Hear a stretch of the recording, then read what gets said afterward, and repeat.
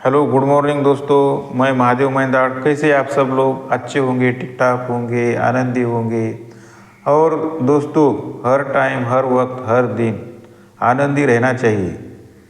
ईश्वर भी कहता है कि हमें आनंदी रहना चाहिए और खुद को आनंदी रखने का अधिकार और किसी को नहीं देना चाहिए दोस्तों।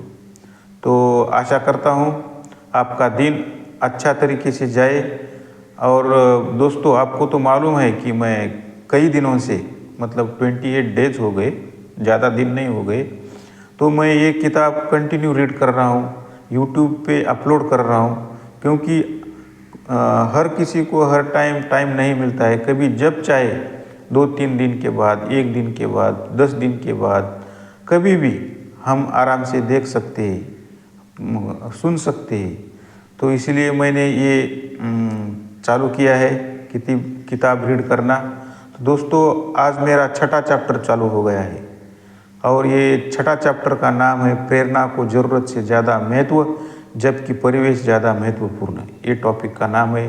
देखेंगे इस टॉपिक में क्या लिखा है, क्योंकि ये टॉपिक जो आता है वो हमारा जो पहला प्रक्रिया है, मतलब कौन सी ही आदत लगाने की प्रक्रिया रहती है, उसका पहला जो नियम है, तो उसके पहले नियम के अंदर आती है। तो कौन सी भी आदत लगानी है तो उसे स्पष्ट बनाना चाहिए, उसके अंतर्गत ये टॉपिक आता है। ये छठा चैप्टर है, तो मैं रीड करने जा रहा हूँ दोस्तों। बोस्टन के मैसाचुसेट्स जनरल हॉस्पिटल में primary care physician Ann Thorndike के मन में एक अजीब विचार आया। उन्हें इस बात पर भरोसा था कि वे इच्छा शक्ति या प्रेरणा या प्रोत्साहन के बिना ही हॉस्पिटल के हजारों कर्मचारियों को और आगंतुकों की खान पान की आदतों को बेहतर बना सकती है। दरअसल वे यह काम उनसे एक शब्द बोले बगैर करना चाहती थी। थॉर्नडाइक और उनके सहकर्मियों ने अस्पताल के कैफेटेरिया में चुनिंदा चीज़ों को रखने की जगह बदलने और लोगों की आदतें बदलने के बारे में 6 महीने का अध्ययन किया। शुरुआत में उन्होंने कमरे में ड्रिंक्स की जगह बदल दी। पहले कैफ़े के कैश रजिस्टर्स के पास रखे फ्रिज में केवल सोडा बोतल ही भरी रहती थी। शोधकर्ताओं ने हर फ्रिज में पानी भी रखना चालू कर दिया। इसके अलावा उन्होंने पूरे कमरे में फूड स्टेशंस के पास बोतलबंद पानी भी रखवा दिया। सोडा अब भी पुराने फ्रिज में था, लेकिन सभी पेय स्थलों पर अब पानी उपलब्ध था। आंकड़ों का विश्लेषण करने पर पता चला कि अगले 3 महीनों में अस्पताल में सोडा की बिक्री 11.4% घट गई, 11.4% घट गई, जबकि इस दौरान बोतलबंद पानी की बिक्री 25.8% बढ़ गई। मतलब लोगों ने आदत डाल दी कि सोडा नहीं पी रहे, पानी पी रहे, अच्छा है। इसके बाद उन्होंने कैफेटेरिया में भोजन के साथ भी ऐसे ही स्वस्थ बदलाव किए और वहाँ भी उन्हें ऐसे ही परिणाम मिले। रोचक बात यह है कि इस दौरान किसी ने भी वहाँ खाने पीने वाले किसी व्यक्ति से एक शब्द भी नहीं बोला था। देखिए दोस्तों, कितना अच्छा मतलब बदलाव किया। तो देखिए दोस्तों, उसका चित्र दिया है एटॉमिक हैबिट इस किताब में, चित्र नंबर 8, पेज नंबर 90। तो इसमें दिया है कि पहले क्या था और बाद में क्या था। मतलब पहले लोगों को आदत कैसी थी और बाद में वो आदत कैसी बदल गई, और उसके लिए ये जो थॉर्नडाइक है उन्होंने क्या क्या चेंजेस किया। तो देखिए दोस्तों, एक किताब में दिया गया है चित्र। आप अगर किताब खरीद सकते हैं तो बहुत बढ़िया है दोस्तों, क्योंकि आपको अच्छी तरीके से वो समझ में आएगा। तो चित्र के नीचे जो वर्णन दिया है, जो डिस्क्रिप्शन दिया है, वो मैं पढ़ने जा रहा हूँ दोस्तों। इस चित्र में बताया गया है कि डिज़ाइन बदलने, मतलब बायां जो चित्र है उसका डिज़ाइन बदल गया है।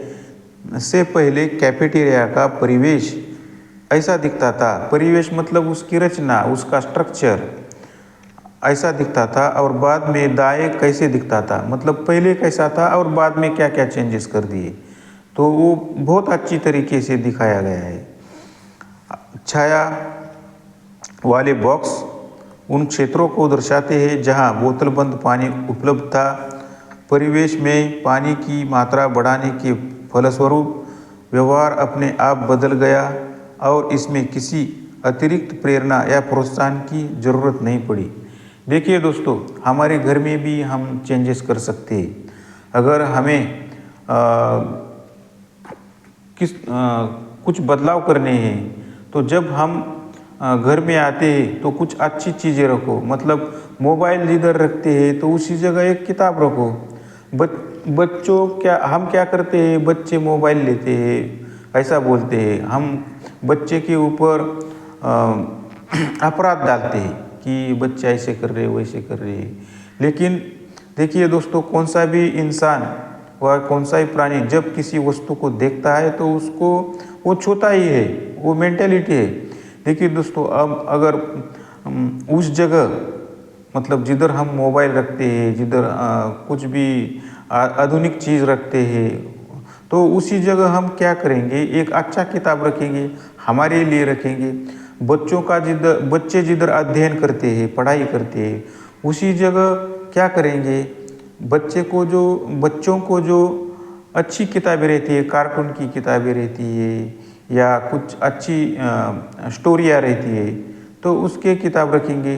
तो वो बहुत मतलब दिलचस्पी लेंगे उसमें पढ़ने के लिए, और उनको एक पढ़ने की आदत भी लगेगी दोस्तों। तो ये मेरा मतलब मन से मैं बोल रहा हूँ, मतलब ये उदाहरण दे रहा हूँ कि हमारे घर में भी हम क्या कर सकते हैं, अच्छी आदत डालने के लिए क्या कर सकते हैं। सिर्फ दूसरे के ऊपर आरोप डालना बहुत ईजी है, लेकिन कुछ अच्छी चीज़, कुछ अच्छा बदलाव घर में करना उतना ही इम्पोर्टेंट है। देखो, इम्पोर्टेंट है, मतलब वो करना ही चाहिए दोस्तों।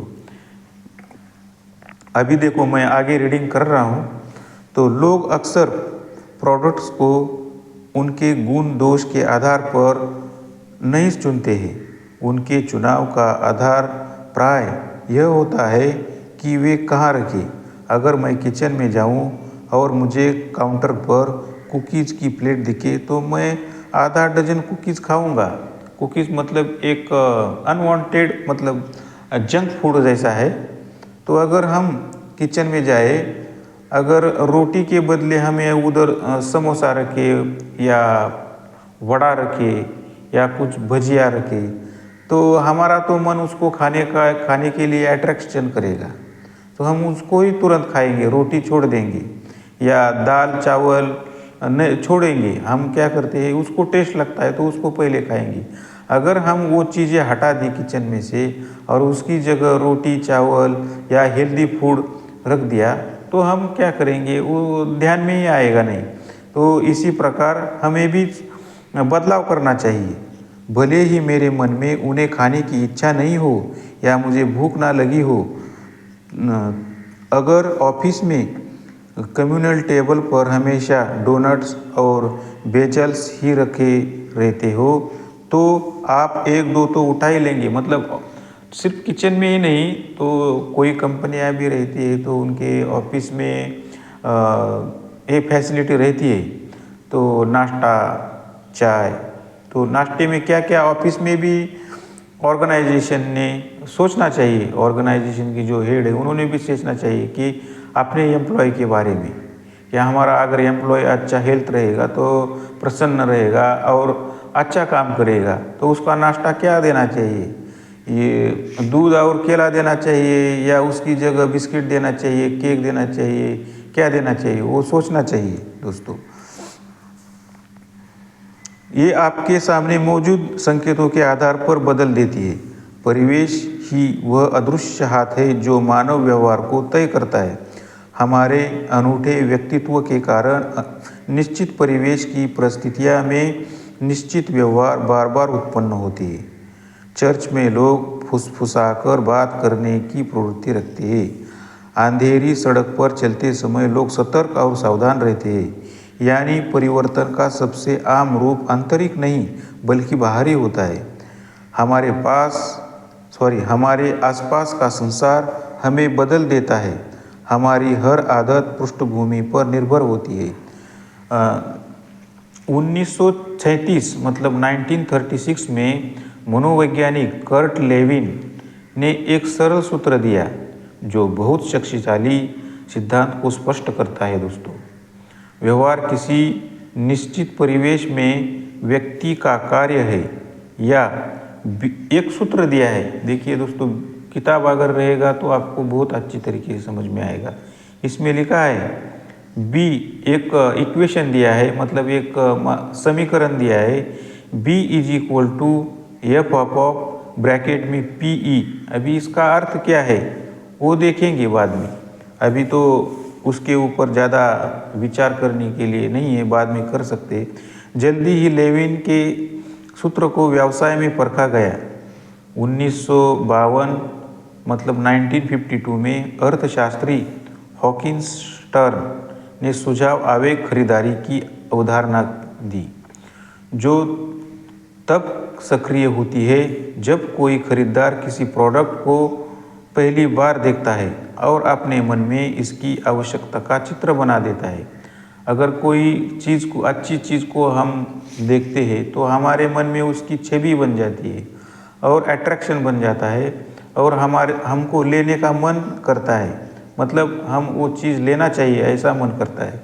दूसरे शब्दों में, ग्राहक कभी कभार प्रोडक्ट्स इच्छा की वजह से नहीं खरीदते बल्कि उस वजह से खरीदती है कि वे उनके सामने कैसे पेश किया जाए। हाँ, कौन सी भी वस्तु है ना, तो हम कैसे प्रेजेंटेशन करते हैं उसके ऊपर खरीदारी डिपेंड रहती है। इसलिए तो टीवी पर पहले ज़माने में रेडियो पर एडवर्टाइजमेंट, जाहिरात बोलते हैं उसको, तो वो देते थे। अभी मोबाइल आया है तो मोबाइल जब चालू करते हैं, यूट्यूब चालू करते हैं या फेसबुक चालू करते हैं, कौन सा भी सोशल मीडिया चालू कर देते हैं, तो उधर एडवर्टाइजमेंट जो है वो आती है। वो एडवर्टाइजमेंट जो प्रकार है वो आता ही है। मिसाल के तौर पर आंखों के ठीक सामने रखी चीज़ों को ग्राहक ज़्यादा खरीदते हैं। दूसरी तरफ वे नीचे के शेल्फ पर रखे सामान पर कम खरीदते हैं। देखिए, मैं भी कभी कभी कोई मेडिकल में जाता हूँ तो हम जब काउंटर पे जाते हैं तो उसके सामने रखा रहता है कि नई नई चीज़ क्या आई है मार्केट में, उसकी उपलब्धता क्या है और उसके ऊपर कितना डिस्काउंट है। ये सब पोस्टर करके, बैनर करके लोगों को अट्रैक्ट करने के लिए रखा रहता है। तो हम क्या करते हैं, उसकी छवि बन जाती है और बाकी जो दुकान में सामान है उसके ऊपर हमारा फोकस नहीं जाता है, जो सामने है उसके ऊपर फोकस जाता है और हम कोई ना कोई चीज़, शैम्पू या कोई हेल्दी कुछ रहेगा न्यूट्रिएंट, तो वो खरीदते ही। इसी कारण स्टोर की सेल्फ पर ब्रांड नेम वाले सामान ऐसी जगह पर रखे जाते हैं जो आसानी से दिख जाते हैं, क्योंकि स्टोर को सबसे ज़्यादा लाभ उन्हीं से होता है। दूसरी ओर सस्ते विकल्पों को ऐसी जगह रखा जाता है जहां वे आसानी से दिखाई नहीं देते या उन तक पहुंचाना थोड़ा मुश्किल हो जाता है। यही हैंडक्राफ्ट्स गलियारे के अंत में रखे प्रोडक्ट्स प्रदर्शन पटल के बारे में सही है। हैंडक्राफ्ट्स के रिटेलर्स को बहुत आमदनी होती है क्योंकि यहाँ बहुत से ग्राहक आते हैं। उदाहरण के लिए कोका कोला की 45% बिक्री गलियारे के सिरे पर रखे रैक्स से होती है। मतलब सामने जो रैक रखा है, मतलब गैलेरिया बोलते हैं, तो उसमें जो रखे रहते हैं बॉटल्स, तो वो ग्राहकों को सामने से ही दिखती है, इसलिए वो खरीदते हैं। कोई प्रोडक्ट्स या सेवा जितनी स्पष्टता या आसानी से उपलब्ध होती है, आपके उसे खरीदने की उतनी ही ज़्यादा संभावना होती है। लोग बड लाइट बियर इसलिए पीते हैं क्योंकि हर बार में मिलती है। लोग स्टारबक्स में इसलिए कॉफ़ी पीते हैं क्योंकि यह हर चौराहे पर रहता है। हमें यह सोचना अच्छा लगता है कि हमें स्थिति को नियंत्रित करते हैं। अगर हम सोडा के बजाय पानी पीने का विकल्प चुनते हैं तो हम मानते हैं कि यह चुनाव हमने अपनी इच्छा से किया है, लेकिन सच तो यह है कि हम हर दिन जो काम करते हैं उनमें से कोई उद्देश्यपूर्ण प्रेरणा विकल्प की वजह से नहीं किए जाते, बल्कि इसलिए किए जाते हैं क्योंकि वे सबसे स्पष्ट विकल्प होते हैं। दोस्तों, अभी सेकंड पैराग्राफ, हर प्राणी अपने अपने तरीकों से संसार की अनुभूति करता है और इसे समझता है। बाज की लंबी दूरी की दृष्टि उल्लेखनीय होती है। सांप अपनी बेहद संवेदनशील जीभ से हवा या स्वाद लेकर सूंघ सकता है। शार्क मछलियाँ नज़दीकी मछलियों द्वारा पानी में उत्पन्न विद्युत व कंपन की हल्की सी मात्रा को भी पकड़ सकती है। यहाँ तक कि बैक्टीरिया भी केमोरिसेप्टर्स यानी छोटी छोटी इंद्रिय कोशिकाओं होती है जो उनके परिवेश में विषाक्त रसायनों को पकड़ने की अनुभूति देती है। मतलब हर प्राणियों को भी ऐसी उपलब्धि दी है कि कोई चीज़ वो कैसे अट्रैक्ट करती है। मनुष्य की अनुभूति इंद्रियात्मक नर्वस सिस्टम से निर्देश होती है। हम दृष्टि, ध्वनि, गंध, स्पर्श और स्वाद के जरिए संसार की अनुभूति करते हैं, लेकिन हमारे पास उद्दीपनों को अनुभव करने के दूसरे तरीके भी होते हैं, जिनमें से कुछ चेतन होते हैं लेकिन कई अवचेतन होते हैं। मिसाल के तौर पर आप गौर कर सकते हैं जब तूफान से पहले तापमान कम हो जाता है, या जब पेट दर्द के दौरान आपकी आंखों में दर्द होने लगता है, या जब आप पथरीली उबड़ खुबड़ जमीन पर चलते समय गिर जाते हैं। आपके शरीर के रिसेप्टर्स बहुत से आंतरिक उद्दीपनों को पकड़ सकते हैं, जैसे आपके खून में नमक की मात्रा या प्यास लगने पर पानी की जरूरत।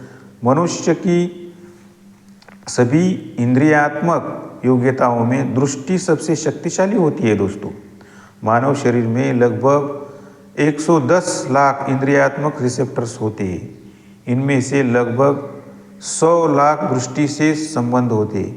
कुछ विशेषज्ञों का अनुमान है कि मस्तिष्क के आधे संसाधनों का इस्तेमाल दृष्टि की खातिर किया जाता है।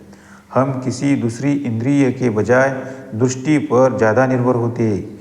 इसलिए इस बात पर हमें कोई हैरानी नहीं होनी चाहिए कि दिखने वाला संकेत ही हमारे व्यवहार को सबसे ज़्यादा प्रेरित करते हैं। इसी कारण आप जो देखते हैं उनमें छोटा सा परिवर्तन भी आपके व्यवहार में बहुत बड़ा बदलाव ला सकता है। फलस्वरूप आप कल्पना कर सकते हैं कि ऐसे परिवेश में रहना और काम करना कितना महत्वपूर्ण है, जो सकारात्मक संकेतों से भरा हो और जहां नकारात्मक संकेत नहीं हो। ऐसा रहना चाहिए। इस संदर्भ में एक अच्छी खबर है, आपको अपने परिवेश का शिकार होने की ज़रूरत नहीं है। मतलब हम जो देखते हैं और बुरा देखते हैं तो बुरा करना, ऐसा परिवेश की ज़रूरत नहीं है। आप इसके आर्किटेक्ट भी हो सकते हैं। तो दोस्तों, ये बहुत बढ़िया पॉइंट हमने सीखा है आज के वीडियो में। तो कल के वीडियो में देखेंगे अपने परिवेश को सफलता के लिए कैसे तैयार करें। अपना जो परिवेश है, आजू बाजू का सराउंडिंग है, उसके लिए सफलता के लिए कैसे तैयार करें, उसके बारे में हम कल सीखेंगे। तो गुड बाय दोस्तों। फिर एक बार आपको आज के दिन की शुभकामनाएं और ईश्वर से प्रार्थना करता हूँ कि आप सबको आनंदी और प्रसन्न रखें। Bye bye.